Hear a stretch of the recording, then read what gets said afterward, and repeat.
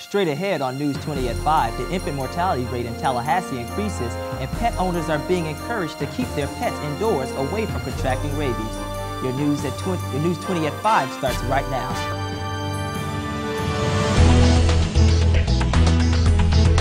From the highest of 7 hills in Florida's capital city, covering every corner of the Big Bend, this is the award-winning News 20 at 5 Live. Good evening, I'm Ramon Foster. Thanks for being with us today. Leon County's black infant mortality rate has increased. The county has experienced a 20% increase in the last 4 years. A lack of prenatal care has been linked to the rise in black infant mortality. LaRonda Larkins of the Capital Area Healthy Start Coalition explains more on why this number has risen. What actually causes infant mortality is a lack of knowledge. A lot of women are not familiar with folic acid, which is a vitamin B supplement that they should take on a daily basis, whether they're not pregnant or whether they are pregnant. According to healthcare providers, Leon County is ranked 28th in the world in infant mortality. Rabies transmission in Tallahassee has pet owners more cautious about leaving their pets outdoors this summer.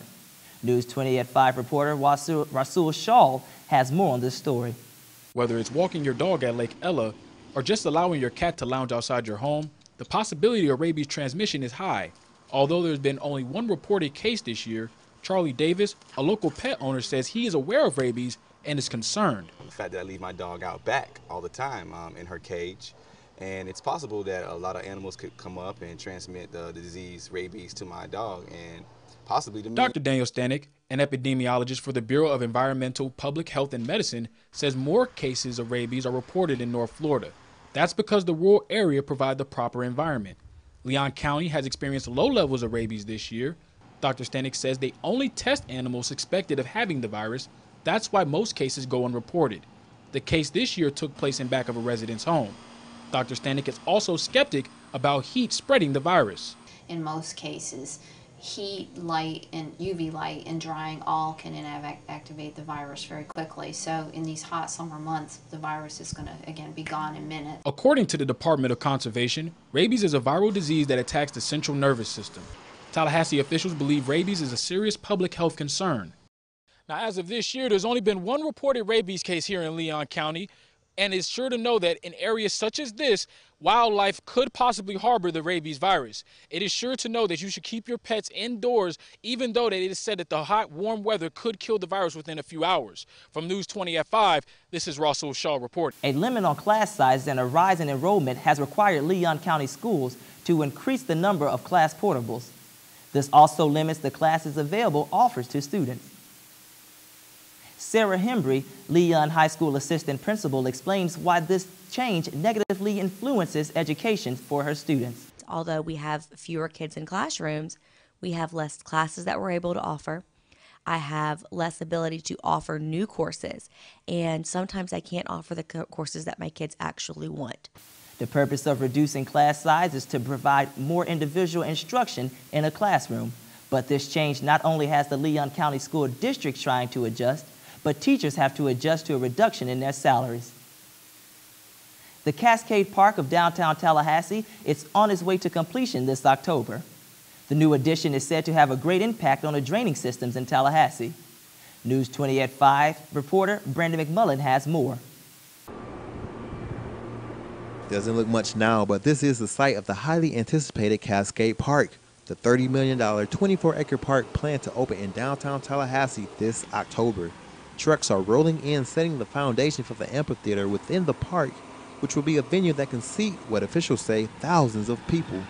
Construction began in July of 2010 under the supervision of program manager Dave Snyder of Blueprint 2000. He explained the reason for this signature project. The project is first and foremost a stormwater project that's going to take water that comes down Franklin Boulevard through Cascades Park in a buried concrete box culvert system and dumps into a pond in the lower end of the park.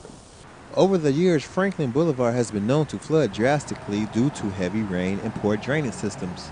Residents near the boulevard have difficult times maneuvering and adjusting to new routes because of the overflow of water onto the streets. Resident Jeff Schaefer lives on Franklin Boulevard where the flooding takes place. This whole area down here would flood Geez, we'd have water up on our grass, come up over the curbs of the street, all of this. A lot of times they had to close the street off because the water just got too deep, especially out in the middle. City would come down and put up signs. While tax dollars are being used to construct Franklin Boulevard and the park, there's approximately $4 million being used from grants and private donations. For TV 20 at 5, I'm Brandon McMullen.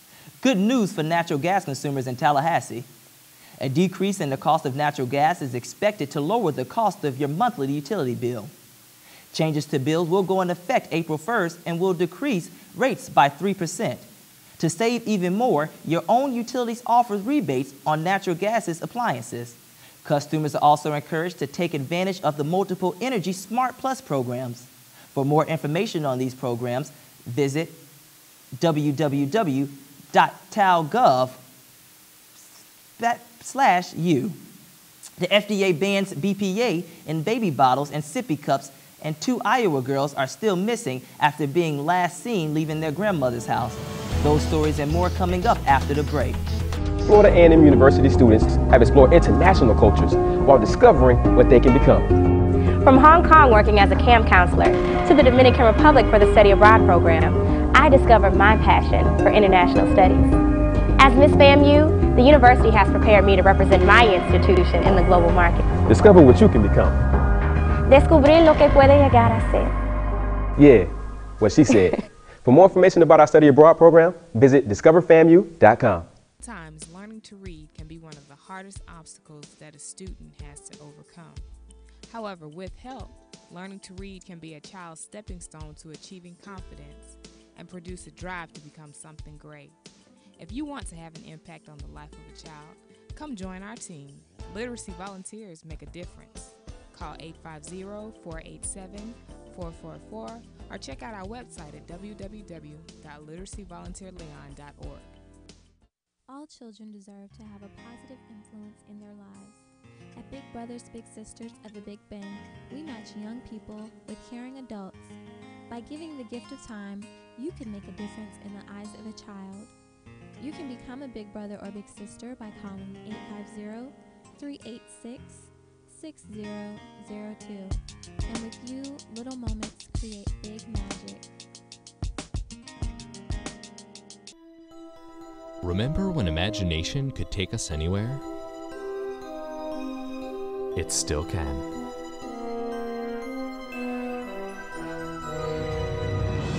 Destination Imagination is an extraordinary after-school activity that lets any child experience creativity, teamwork, and problem-solving. Parents and teachers, start a Destination Imagination team and let your child begin the journey of a lifetime. The U.S. Food and Drug Administration bans the use of BPA in baby bottles and sippy cups nationwide. BPA is a chemical that can be found in clear plastic bottles, infant formula containers, and food liners.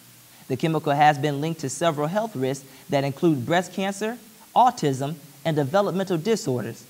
90% of the population have levels of BPA in their bloodstream, which can be harmful to fetuses, small children, and infants.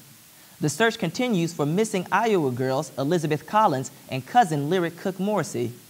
The two were last seen Friday afternoon leaving their grandmother's house on their bicycles. The bikes were found near a bike trail at Myers Park Lake of Iowa City, Evansdale. Lyric's father explains why he is confused as to why anyone would want to kidnap the girl. No enemies, no nothing like that.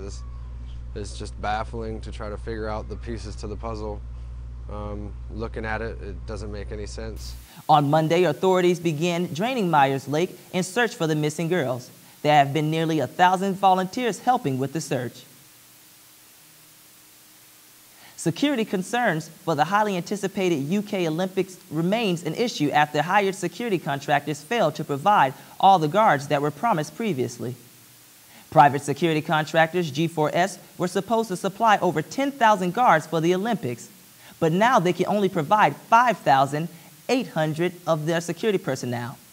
The government was forced to intervene as a result and will deploy over 18,000 troops to assist in guarding the event. Governor Rick Scott launches a website that gives the public access to salaries of government employees. News 20 at 5 reporter Jasmine Brown has more.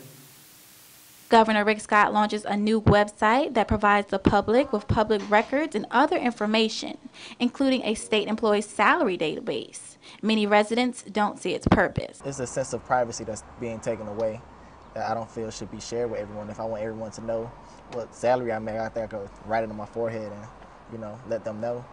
If they want to ask, if they want to find out, they can ask. Despite the controversy, others see the relevance. With this starting, I think we're able to get more validity in the information that we receive as the public as a whole. I think there's a lot of information that we get that is watered down. And with this, I think the governor is actually starting something that eventually will turn out to be a good thing. The governor says his plan for accountability budgeting will help you exercise your right to hold government accountable. As taxpayers, you have the right to know how every taxpayer dollar is spent. For News 20 at 5, I'm Jasmine Brown. Actress Jada Pinkett Smith and husband Will Smith at her side pays a visit to Capitol Hill in Washington. During her appearance, she discusses the importance of Congress raising the fight against human trafficking in the U.S. and abroad. The actress testified before the Senate Relations Committee and has plans to launch a campaign to bring awareness to human trafficking and slavery. When we return, 2 young Tallahassee kids are chosen to compete in the National Future Stars Championship. Florida A&M University students continue to define themselves as role models, pace setters, and young professionals on the global scale. Choosing FAMU has helped me to discover the world. I've had the opportunity to help America's deployed military families by educating their children in Spain, Italy, Germany, Switzerland, France, Austria. So how many stamps do you have in your passport? A lot. For more information about Camp Adventure and our other programs, visit discoverfamu.com.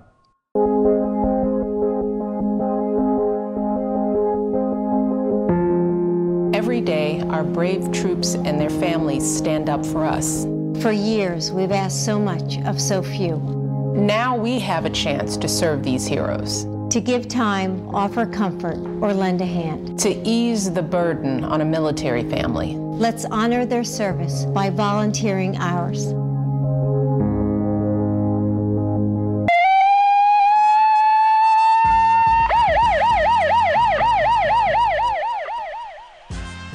Volunteer Leon's Youth Corps is a great way to become more involved in your community and a great way to make new friends.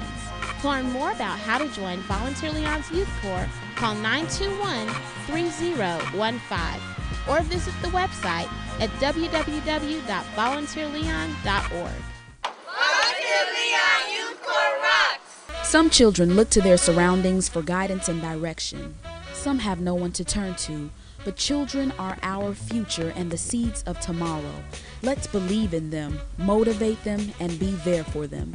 Come and make a difference in a child's life. Volunteer today.